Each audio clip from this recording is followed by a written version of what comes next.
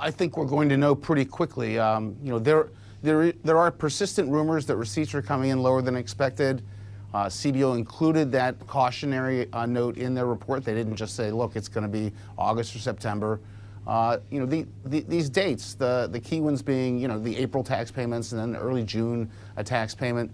The cash flows that come from that can carry you for a while. But if those cash flows aren't big enough, the date jumps forward by months. And this is not something that we want to, treat cavalierly.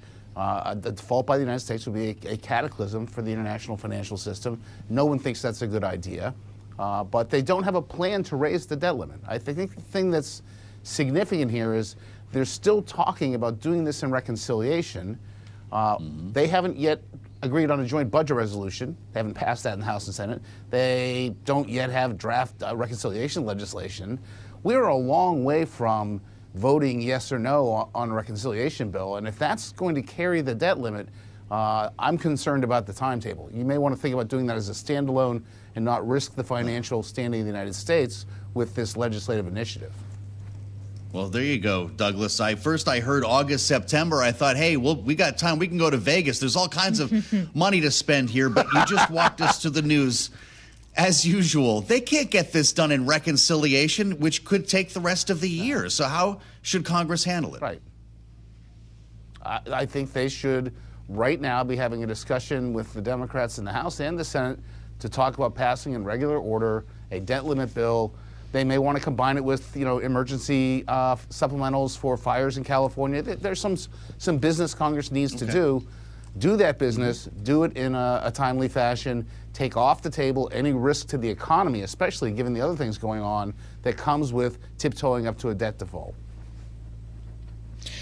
Well, okay, so if ultimately we're talking about tiptoeing here, when they're talking about an accelerated timeline that they want to get this done, who are you going to be watching? Is this ultimately a Senate issue, Douglas? Is this the House issue? Because they're talking about coming more into alignment here, and yet we know even just within the individual conferences in each of those chambers, Republicans can sometimes have difficulty with one another. So they really can't lose any votes in either the House or the Senate. In the Senate, they can lose a couple, but there's not really any room for error here. So there has to be a carefully pre-negotiated agreement on the numbers that are in the budget resolution, who's cutting what, who's creating deficits with tax cuts, who gets those responsibilities, and then how are they going to do that? Like, what are the pieces of the policy that are going to be in the tax piece, the energy policy, the border security? That's a lot of issues, and that's a lot of issues to come to agreement with in advance before you go off and take these votes. I view that as a very time-consuming process, and you don't get to watch just the Senate or the House because neither can dictate to the other because no one has any room to maneuver. So it's going to be, meet, come out, announce we made some progress. They will always announce they made progress. But until you have a bill introduced and you can see it and read it and vote on it, you're not done. And this is one of those situations where nothing's finished until it's all finished. Isn't that right? And we haven't even gotten to the CBO scoring, which we discussed last time you were on, Douglas. I wonder if you're a Republican leader, if you're Speaker Johnson, if you're Senator John Thune at this moment, are you more worried about the CBO score that lands on a final reconciliation bill, or should you be more worried about the parliamentarian, the gatekeeper, about what can go in?